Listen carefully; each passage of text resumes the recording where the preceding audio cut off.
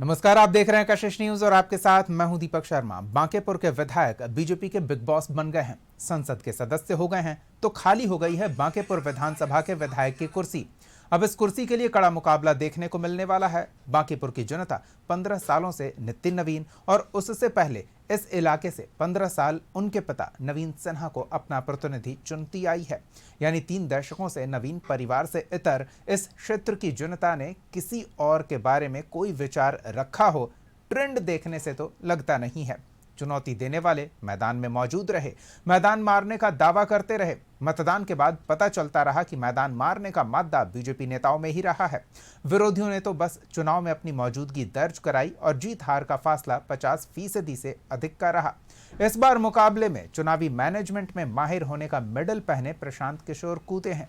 हालांकि उनके नेतृत्व का कमाल बीते विधानसभा चुनाव में देखने को मिला था। बिहार की जनता ने उनकी पार्टी का मानो जनाजा निकाल दिया हो। प्रत्याशियों ने पहली बार की पार्टी के बिहार के परिवर्तन के दावे का दम निकलते देखा और मायूस चेहरों को देख प्रशांत किशोर संतोष करने के अलावा कुछ करने की स्थिति में नहीं थे। अब बांकेपुर जैसे हाई प्रोफाइल सीट पर संघर्ष करने खुद जनसुराज के सिरमौर निकले हैं। भले बीजेपी नितिन नवीन के सियासी वारिस का नाम दूसरे विरोधियों को घोषित करने से पहले चाल समझने की कवायद कर रही है। जनसुराज ने तो साफ कर दिया कि वो अपने तुरूप के इक्के को आजमाने को तैयार है। उधर राजद ने रेखा गुप्ता को मुकाबले में उतारा। रेखा गुप्ता बीजेपी प्रत्याशी के मुकाबले फिलहाल सबसे मजबूत दावेदार दिख रही हैं। ट्रैक रिकॉर्ड बताता रहा है, नितिन नवीन के बाद सबसे ज्यादा वोट इन्हें ही मिला। आगे कांग्रेस और अन्य दावेदारों की भी दावेदारी है, लेकिन क्या दिग्गजों का जमावड़ा भी बांकेपुर सीट पर नितिन नवीन के सियासी वारिस को अभिमन्यु की तरह चक्रव्यूह में घेर कर बेदम कर सकेगी, या ये अभिमन्यु हर चक्रव्यूह को चकनाचूर कर देगा? सवाल तो पूछेंगे कि फिलहाल मुकाबले के लिए मैदान में सामने दिख रहे प्रशांत किशोर, जिनकी पार्टी पहले शून्य पर सिमट चुकी है, वो बांकेपुर का चुनाव जीत पाएंगे?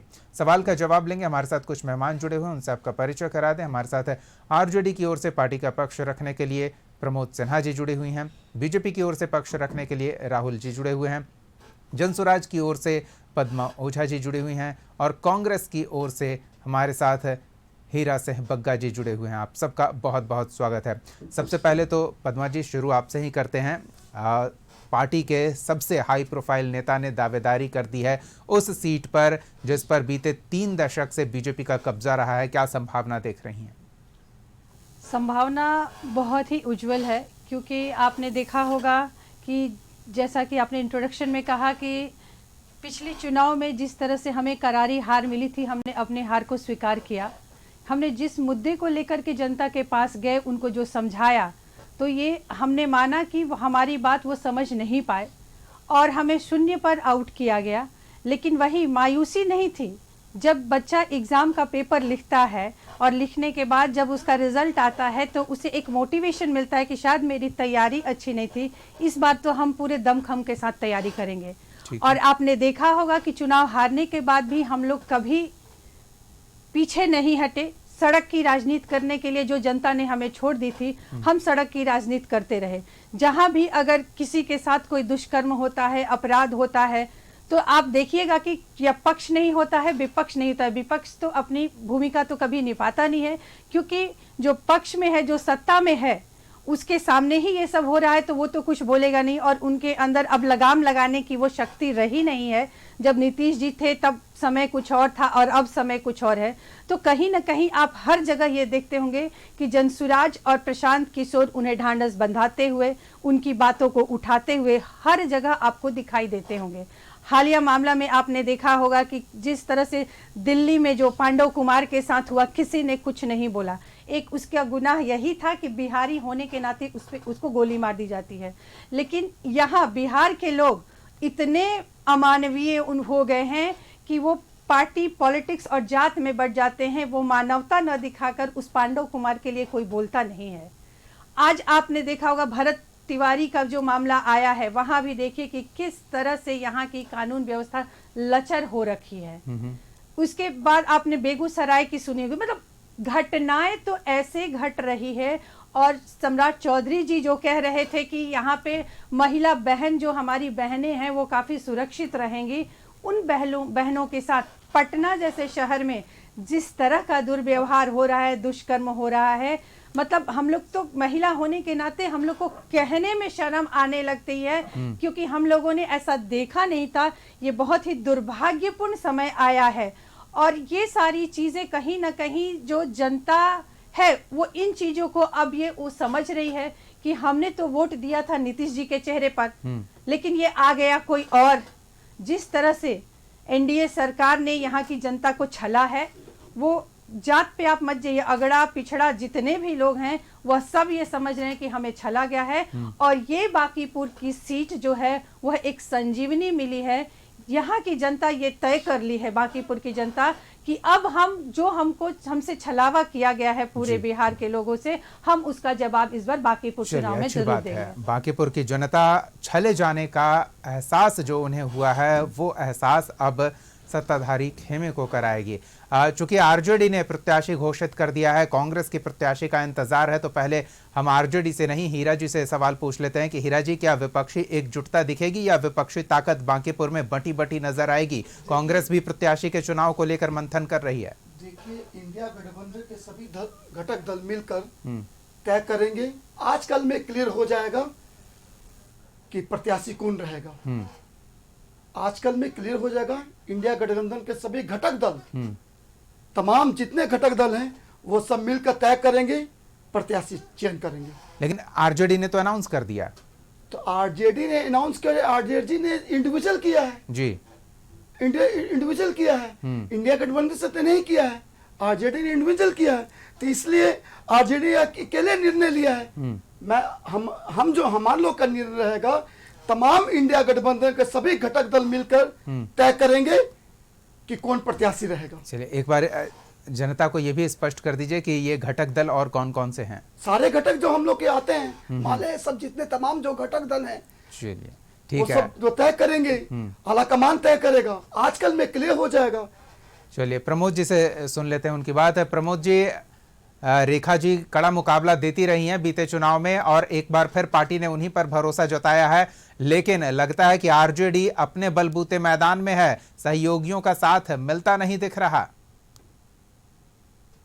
नहीं, देखिए दीपक जी, जो विधानसभा का चुनाव हुआ 2025 में और पूरे बिहार के परिप्रेक्ष्य में जब सीटें जो है ये बांटी गई, उस समय जो है बांकीपुर विधानसभा जो है वो राष्ट्रीय जनता दल के खाते में आया। तो राष्ट्रीय जनता दल ने उस समय जो प्रत्याशी उतारने का काम किया था, यही रेखा गुप्ता जी को अपना प्रत्याशी महागठबंधन ने बनाने का काम किया था और मजबूती से राष्ट्रीय जनता दल ने चुनाव लड़ा। अब अभी जो उपचुनाव जो हुआ, तो जिस संदर्भ में उपचुनाव हुआ है तो सबको पता है, ये बताने की जरूरत नहीं है जी। और पुनः चूंकि राष्ट्रीय जनता दल के खाते में यह सीट था, तो राष्ट्रीय जनता दल ने अपना प्रत्याशी उतारने का काम किया है। अभी हम कांग्रेस के साथी को सुन रहे थे कि एक दो दिनों में तो हो सकता है ये लोग विचार अपना कांग्रेस के लोग करें, लेकिन महागठबंधन के लोगों ने तो अपना प्रत्याशी पहले भी रेखा गुप्ता जी को बनाने का काम किया था और इस समय भी जो है रेखा गुप्ता जी को प्रत्याशी हम लोगों ने देने का काम किया है। अब रहा सवाल, अभी हम जो है प्रशांत किशोर जी के प्रवक्ता को सुन रहे थे, वो कह रही थी कि विपक्ष तो कहीं है ही नहीं। तो सवाल उठता है कि जो आम चुनाव जो 2025 में हुआ, यही प्रशांत किशोर जी लगातार कह रहे थे कि हम राघोपुर से चुनाव लड़ेंगे। राघोपुर भी जाने का उन्होंने काम किया था। मतलब वो होता है ना कि वहां की गहराई को वो नापने का काम कर रहे थे। वहां के जनता ने इनको बतला दिया कि यहाँ पर जो है तेजस्वी प्रसाद यादव जी के सामने जो है कोई भी व्यक्ति जो है वहां चुनाव लड़ेगा। और हम लोगों ने तो कहा था कि आ जाए ना भाई, यहाँ पर तो जो है भारतीय जनता पार्टी की जो शीर्ष नेतृत्व है वो भी चुनाव लड़ने के लिए आ जाए, यहाँ पर उनको पता चल जाएगा। तो वहां जो ये थाह लगा रहे थे, तो थाह लगाते लगाते खुद किनारे हो गए और अब आए हैं बांकीपुर विधानसभा का थाह लगाने के लिए। तो इनका जो प्रत्याशी था, जो विधानसभा में जो चुनाव हुआ था, उसमें समझ सकते हैं कि 7,000 का आसपास जो वोट पड़ा हो और वो यह दावा करे कि हम यहाँ पर जो है चुनाव जीतने का काम करेंगे और ये करेंगे। देखिए, ये मीडिया में बने रहने के लिए ये लोग अपना जो है एक चलिए प्रकरण ठीक है उसको प्रमोद जी, उठाने आपने एक का काम आंकड़े का किए उल्लेख हैं। कर दिया और किस तरह से जनसुराज जो बीजेपी को हराने के लिए अपने सबसे प्रभावशाली व्यक्ति को मैदान में उतार रही है, आपने एक आंकड़े का उल्लेख किया तो हम भी बता दें, गठबंधन में आपके भी 7 घटक दल थे, तो सातों का आंकड़ा जोड़ ले तो 7 सते 49,000, हर घटक दल ने 7,000 वोट बटोर के आपके पार्टी प्रत्याशी के खाते में डाला। तो आपका पार्टी प्रत्याशी अकेले अगर मैदान में होगा तो 7,000 के आसपास ही वोट ला पाएगा। दीपक जी देखिए, आपको शायद पता होगा, चाहे लोकसभा का चुनाव आप देख लीजिए, चाहे विधानसभा का चुनाव देख लीजिए, राष्ट्रीय जनता दल को जो मिलता है मत प्रतिशत जो मिलता है, लोकसभा चुनाव में भी सबसे अधिक जो है राष्ट्रीय जनता दल को अकेले 22% से अधिक वोट पड़ा था, ये आपको पता है।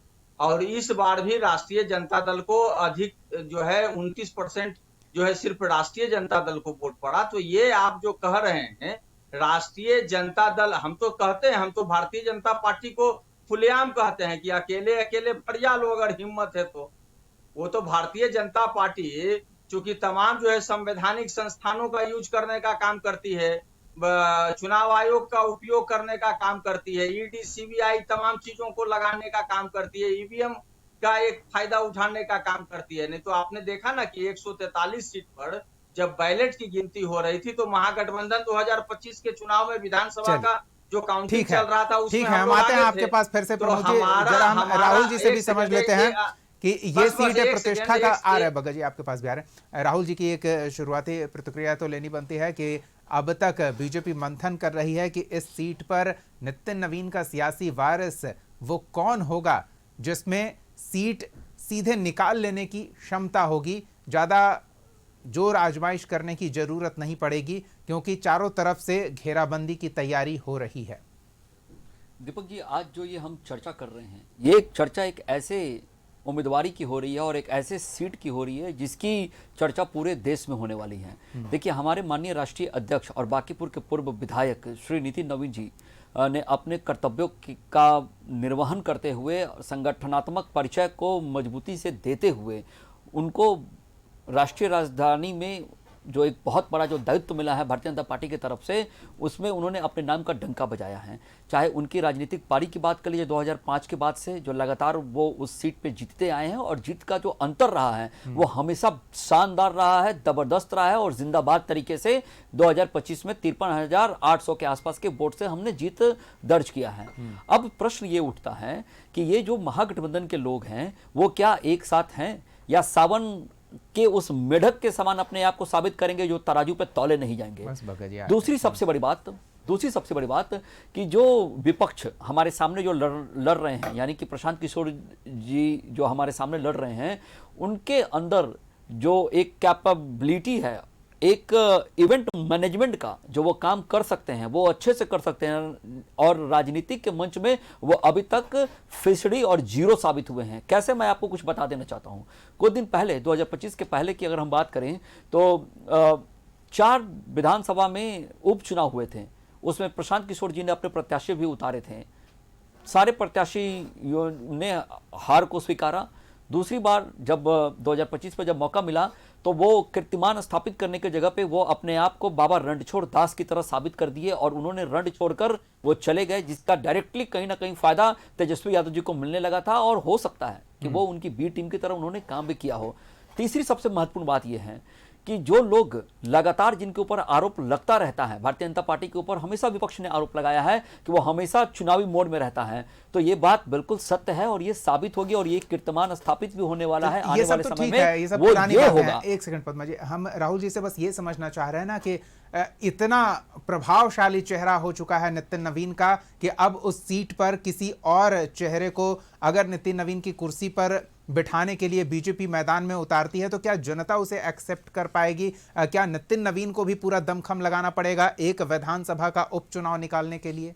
दीपक जी, लोकतंत्र में जनता मालिक होती है, और जनता ने अब तक जितने भी अपना जनादेश दिया है वो हमेशा भारतीय जनता पार्टी के फेवर में, और उसको मजबूत स्तंभ प्रदान किया है बांकीपुर की विधानसभा के अंदर। अब मैं आपको जो बातें कहना चाह रहा था, देखिए, हमने कभी भी जनता को अंडर एस्टिमेट नहीं किया है। जनता लोकतंत्र की मालिक होती है, और जनता का भरोसा किसके ऊपर है ये बात भी साबित होता है, क्योंकि जब लगातार बताइए कि नितिन नवीन पर भरोसा है कि बीजेपी पर भरोसा है? अब क्योंकि भारतीय पद्मा जनता जी कह पार्टी रही की हैं जो आइडियोलॉजी बीजेपी ने है, छल किया जनता के साथ, जनता उसका सबक सिखाएगी बीजेपी को इस बार। देखिए लोकतंत्र में और खास करके राजनीति के गलियारे में कुछ लोग पर्चा इसलिए बढ़ते हैं कि वो चर्चा में बने रहें। उसमें से एक प्रशांत किशोर जी आने वाले चलिए हैं। ठीक है, ये आपकी बात आ गई, पर्चा इसलिए भरते हैं कि चर्चा में बने रहें। प्रमोद जी ने भी कुछ यही इशारा किया है, तो पद्मा जी से जवाब बनता है कि था नापने राघोपुर गए थे कि कितनी हमारी क्षमता है और हम कितना कड़ा मुकाबला कितने कद्दावर नेता को दे सकते हैं। अब कद्दावर नेता तो यहां है नहीं, सीट कद्दावर नेता की है, तो चर्चा में बने रहने के लिए पर्चा भरने का प्रशांत किशोर ने सुनहरा अवसर देखा और उन्होंने वो पर्चा भर दिया। सिर्फ चर्चा के लिए या चुनावी जीत के लिए भी? पद्मा जी देखिए, मैं बात करती हूँ कि पिछली चुनाव की जैसे बात कर रहे हैं, रणछोड़ दास हो गए हैं और हम सारी सीट हार गए। कहीं ना कहीं जो मैंने बोला कि एनडीए सरकार ने और बीजेपी ने छल किया, डबल इंजन की सरकार है और प्रशांत किशोर और जनसुराज की आने की वजह से आप सबने देखा होगा कि क्या परिवर्तन हुआ था। ये जो चुनौती थी जो पिछले विधानसभा की थी, आपने देखा होगा कि डबल इंजन की सरकार ने ऐसा छलावा किया। छलावा का तो मेन पॉइंट मैंने बोला नहीं कि चुनाव के समय टक्कर ऐसा था कि प्रशांत किशोर और जनसुराज से इन्हें इतना भय हो गया था कि आचार संहिता लगने के बाद 10-10 हजार रुपया सबके खाते में बांटे गए थे। मतलब आज तक ये इतिहास में ऐसा नहीं हुआ था कि चुनाव में डायरेक्ट, हमारे यहाँ तो 6 तारीख को चुनाव है, 4 तारीख तक महिलाओं के खाते में पैसे आए हैं, डायरेक्ट आए हैं।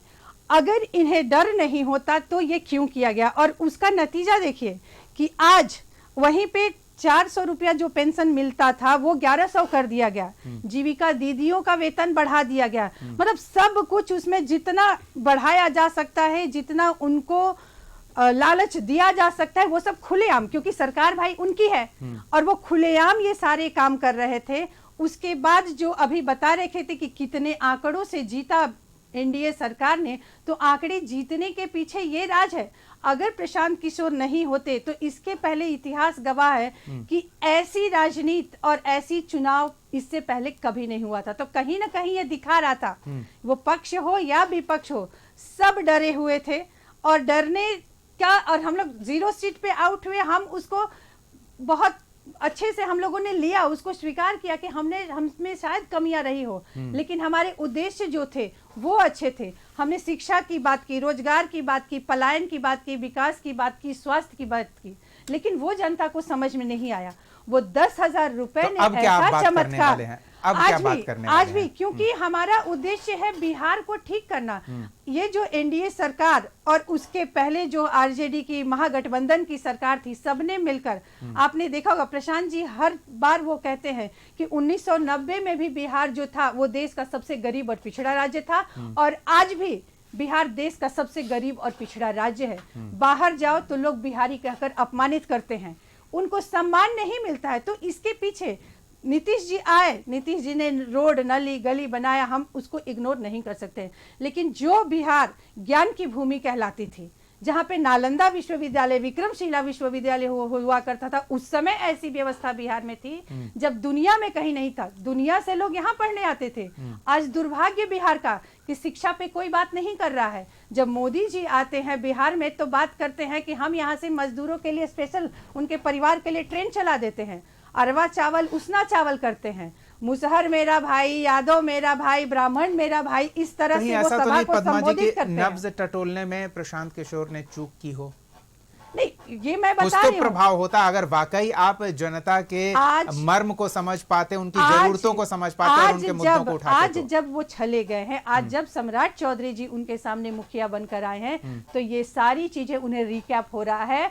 और जब हम लोग जाते हैं पूछते हैं कि इसमें गलती किसकी है, क्या बीजेपी की गलती है, क्या नेता की गलती है, तो जनता ये स्वीकार करती है कि नहीं, किसी की गलती नहीं, हमारी गलती है। चलिए, तो जनता अपनी ने गलती इतना मान रही है, ये लिया आपका कि कहना हमारी है। हीरा गलती जी, है, तो हम वो गलती को इस बार कहीं जरूर सुधारेंगे। गठबंधन के घटक दल भी गलती करने वाले तो नहीं है कि अलग अलग संघ में शक्ति होती है और अगर साथ नहीं है, एकता का बल नहीं दिखाएंगे तो फिर विरोधी को कैसे मात दे पाएंगे? देखिए ऐसा है, कांग्रेस की परंपरा रही है शुरू से कि गठबंधन धर्म निभाती रही है। कांग्रेस हमेशा गठबंधन धर्म निभाती है। वो बीजेपी का चरित्र अलग है कि गठबंधन करके किसी के पीछे उसको धकेल देना।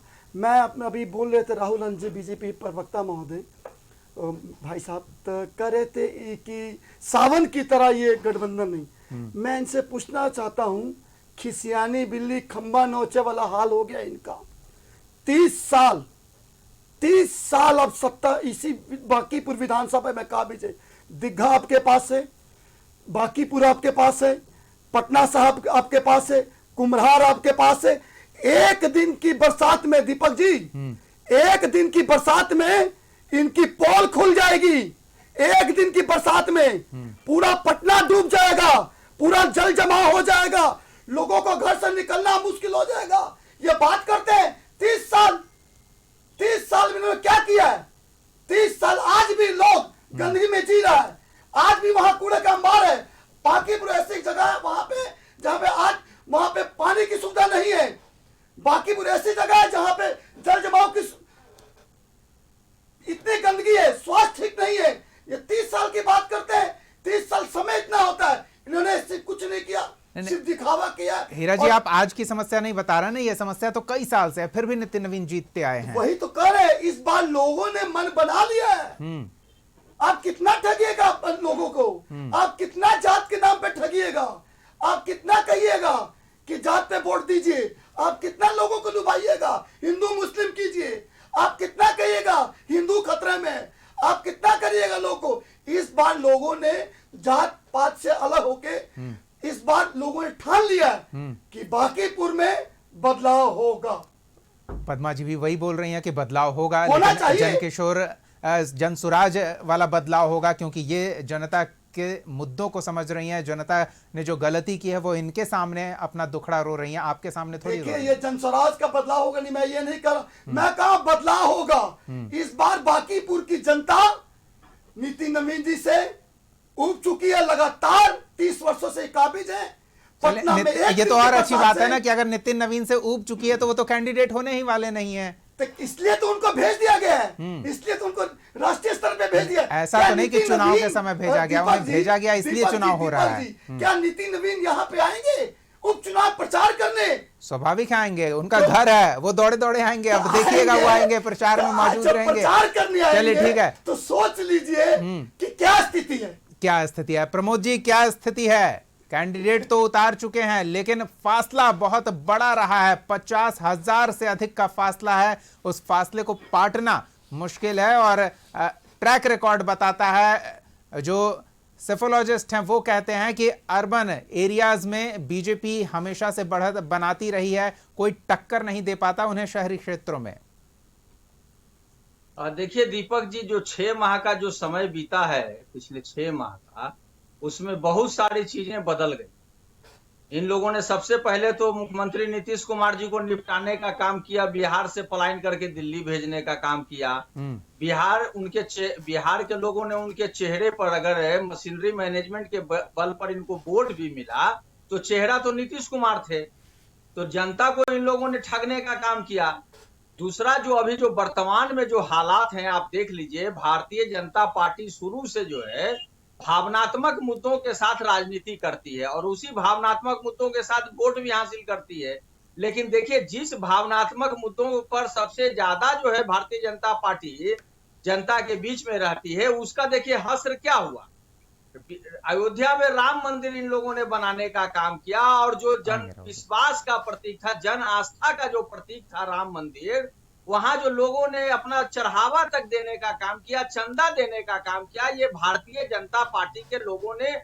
और उसमें जो तीर्थ जो ट्रस्ट बनाए थे, उसमें जिन लोगों को डाला गया था, चाहे आरएसएस के लोग हों, चाहे विश्व हिंदू परिषद के लोग हों, तमाम लोगों ने चंदा और चढ़ावा को चोरी करने का काम किया। तो जनता की तो आंखें फटी की फटी रह गई ना, कि जो भारतीय जनता पार्टी सनातन और क्या क्या न बोलते हुए हमेशा हिंदुत्व की बात करती है और भगवान के नाम पर अगर चोरी करने का काम करे, तो लोग तो अब इनके भावनात्मक मुद्दों में आएंगे नहीं। प्रमोद जी, पर ये क्या मुद्दों पर आप चुनाव लड़ रहे हैं? अभी बिल्कुल हमारा मुद्दा पहले से तय है, पढ़ाई, दवाई, कमाई, सिंचाई, सुनवाई और कार्रवाई जो हम लोग देने ये तो आपने जनसुराज का मुद्दा चुरा लिया। अरे भाई जनसुराज का जन्म कब हुआ है? पूछ लीजिए ना जनसुराज के प्रवक्ता से। बिल्कुल अभी तो पूछेंगे। नए नए आए हैं, अभी अभी आप पढ़ाई सुधार अरे दिए होते, सुन लीजिए पलायन ना। रोक दिए होते, अरे यही भाई, रोजगार दे दिए होते। बीच में बोलिएगा 15 तो साल नहीं बोल आपकी पाइएगा सत्ता ना। रही है, 15 साल अगर आपकी बीच में सत्ता रही बोलिएगा है, तो तब नहीं आप बोल ये काम पाइएगा, क्यों नहीं क्योंकि किए? आपका सत्ता था, सुन आपने लीजिए ना, हम क्यों लोगों नहीं ने किया? जो है 17 माह के कार्यकाल में हम लोग मात्र अभी जन्मजात हाल ही के हैं, समय लेकिन 5 मुद्दे लाख की बात सरकारी करते नौकरी हैं, देने का काम लोगों की किया। बात करते हैं, हमने- परिवार की बात हमने करते क्या हैं, किया है? उनके बिहार बच्चों की जनता बात भली करते भांति हैं। और जानती है। आज आपको अगर जनसुराज का आपने- सुनने के बाद आप आपने लोग अगर जागे जनता हैं का कि हमें मुद्दा भी पढ़ाई की उठाया बात करनी रहता, चाहिए, तो रोजगार की। जनता तो आपको ज्यादातर विपक्ष के पलायन लायक तो भी आपके नहीं राज्य छोड़ा में ही ना। हुआ है। आपकी तो जमानत ज्यादातर जब्त कर दी पलायन बिहार आप की लोगों के जनता ने। शासनकाल में ही आपको हुआ है कि कहाँ वो पहुंचाने पलायन का? अभी एक तक सीट पर रुकने भी का नाम नहीं जमानत ले जो रहा है है, बचाने का अभी आप तक लोगों ने रुकने का काम नाम नहीं नहीं ठीक ले किया। रहा है, है। ठीक है पद्मा जी। आपकी तो जमानत जब्त हो गई ना। जब ठीक है जमानत प्रमोद जी, बिहार की हम जनता वो भी ने देखेंगे, जब्त कर दिया, समय ज्यादा नहीं तो ना है, आपको पक्ष में 15-20 दिन रखा में गया स्थिति और स्पष्ट हो जाएगी। पक्ष लेकिन में एक रखा गंभीर गया। आरोप कि वो बड़ा चुनावी मुद्दा बन सकता है, राम के नाम पर वोट मांगते चल रहे थे और राम के घर में सेंधमारी कर दी गई, और सेंधमारी का आरोप बीजेपी, उनके सहयोगियों, उनके साथ रहने वाले लोगों पर लग रहा है। यह बड़ा चुनावी मुद्दा है। छली गई जनता भावनात्मक मुद्दों पर इस बार बीजेपी पर भरोसा नहीं करेगी। राहुल जी जल्दी से।